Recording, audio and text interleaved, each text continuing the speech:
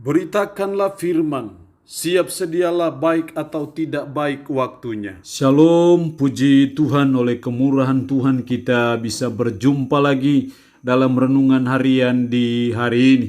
Kita percaya bahwa kita bertumbuh lewat kebenaran firman sehingga rohani kita terus bertumbuh. Karena itu mendengarkan firman merupakan sesuatu yang sangat penting dalam kehidupan kita orang percaya. Mengawalinya mari kita berdoa. Puji dan syukur hari ini kami naikkan kepadamu ya Allah, karena Engkau berikan kami waktu dan kesempatan kembali untuk kami akan mendengarkan sebagian dari firman-Mu. Roh-Mu yang kudus, tolonglah kami, urapilah kami, dan berkatilah kami dengan kebenaran firman-Mu di hari ini. Dalam nama Tuhan Yesus Kristus kami berdoa. Amin. Dan firman Allah yang menjadi renungan kita bersama di hari ini, saya ambil dari 1 Korintus pasal 5 ayat 7 dan ayatnya yang ke-8. Demikian firman-Nya bagi kita. Buanglah ragi yang lama itu, supaya kamu menjadi adonan yang baru. Sebab kamu memang tidak beragi, sebab anak domba Paskah kita juga telah disembelih, yaitu Kristus. Karena itu marilah kita berpesta, bukan dengan ragi yang lama, bukan pula dengan ragi keburukan dan kejahatan, tetapi dengan roti yang tidak beragi, yaitu kemurnian dan kebenaran. Demikian kebenaran firman Allah hari ini yang mengajar kita, menasihati kita, memberi pengaruh yang positif dalam hidup kita sebagai umat, sebagai orang percaya yang sudah ditebus dengan darah yang mahal di Bukit Golgota, supaya kita memberi pengaruh yang positif, bukan pengaruh yang negatif dalam segala area kehidupan kita. Dalam hal kita bekerja, dalam hal kita melaksanakan tugas dan tanggung jawab kita, dalam kita melayani, dalam kita berkeluarga, dalam kita berusaha, berbisnis, ataupun apapun yang kita buat, lakukan, dan kerjakan, mari kita terus belajar dan berusaha supaya kita memberi pengaruh yang positif. Kita hadir di gereja, kita hadir dan membawa pengaruh yang positif. Kita ada dalam keluarga, kita hadir dan membawa pengaruh yang baik, pengaruh yang positif. Dalam kita bekerja, melaksanakan tanggung jawab kita di kantor, di perusahaan, hendaknya kita terus belajar dan berusaha supaya kita memberi pengaruh yang positif. Makanya dalam ayat 7, buanglah ragi yang lama itu, supaya kamu menjadi adonan yang baru. Dalam konteks ayat ini, jemaat Korintus sedang mengalami masalah secara khusus dosa percabulan yang mulai merajalela jemaat yang ada di Korintus. Karena itu Tuhan mau supaya jemaat yang ada di Korintus itu menjauhi orang-orang yang terlibat dalam percabulan itu, karena bisa jadi mereka akan menjadi ragi. Ragi yang akan memberi pengaruh yang negatif dalam kehidupan jemaat pada waktu itu. Makanya ayat 7, buanglah ragi yang lama itu, supaya kamu menjadi adonan yang baru. Terus ayat 8, karena itu marilah kita berpesta, bukan dengan ragi yang lama. Karena ragi yang lama itu adalah ragi yang tidak baik, yang memberi pengaruh yang tidak baik. Bukan pula dengan ragi keburukan dan kejahatan, termasuk dosa percabulan itu, tetapi dengan roti yang tidak beragi, yaitu kemurnian dan kebenaran. Kalau kita bicara ragi, itu bicara suatu dampak, suatu pengaruh. Karena ragi ditempatkan pada suatu adonan sekalipun sedikit, itu punya pengaruh yang besar terhadap adonan itu. Nah, karena itu kebenaran firman Allah hari ini mengajar kita, mari kita jadi ragi yang positif, ragi yang baik, yaitu memberi pengaruh yang positif, yang baik di lingkungan di mana kita berada. Nah, supaya kita memberi pengaruh yang positif dalam hidup kita, ada dua hal penting yang dituntut dari kita.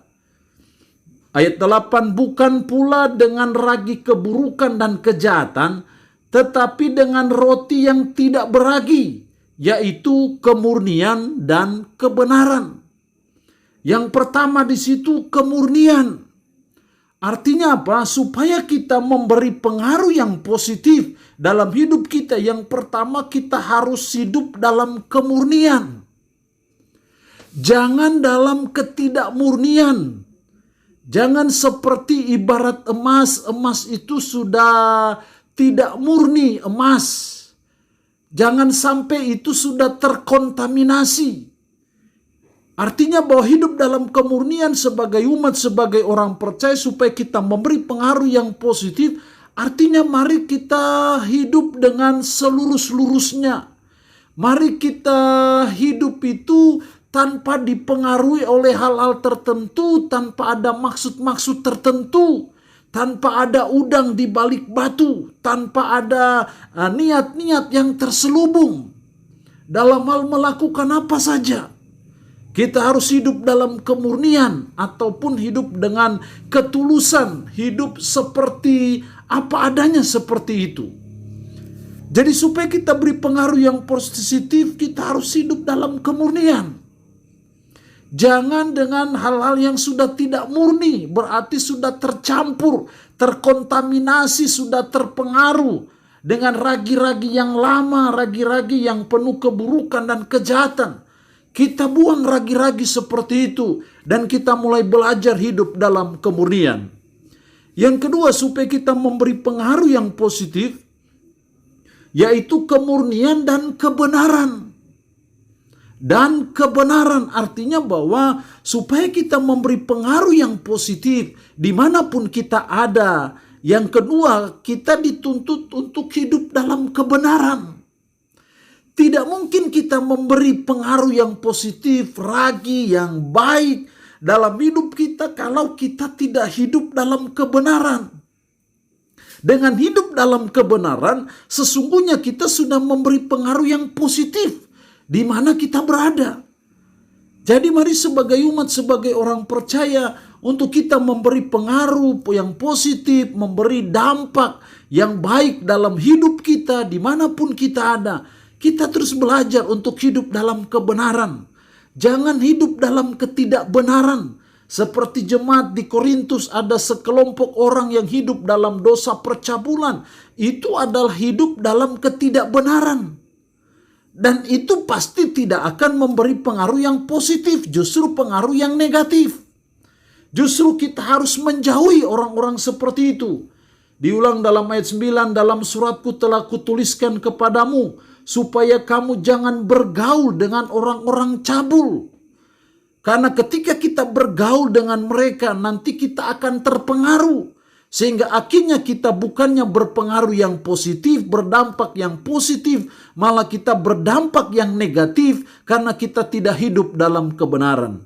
Saya percaya kebenaran itu meninggikan derajat bangsa, tetapi dosa itu adalah noda bangsa. Ketidakbenaran selalu menyusahkan hidup kita. Ketidakbenaran selalu mendatangkan akibat dalam hidup kita. Ketidakbenaran selalu menutup pintu berkat bagi kita. Ketidakbenaran selalu menghambat doa kita. Ketidakbenaran selalu menghambat pelayanan kita, karir kita, kehidupan kita. Karena itu mari kita terus belajar, terus berusaha supaya kita hidup dalam kebenaran. Allah yang punya firman ini memberkati kita dengan firman-Nya di hari ini. Amin. Mari kita berdoa, puji syukur untuk kebenaran firman-Mu hari ini yang menasihati kami, mengajar kami, supaya kami memberi pengaruh yang positif dimanapun kami ada seperti ragi itu. Supaya kami memberi pengaruh yang positif, memiliki dampak yang positif dimanapun kami melaksanakan tugas dan tanggung jawab. Tolonglah supaya kami hidup dalam kemurnian. Tolonglah kami supaya kami hidup dalam kebenaran. Roh Kudus tolong kami, mampukan kami untuk hidup sesuai dengan firman-Mu di hari ini.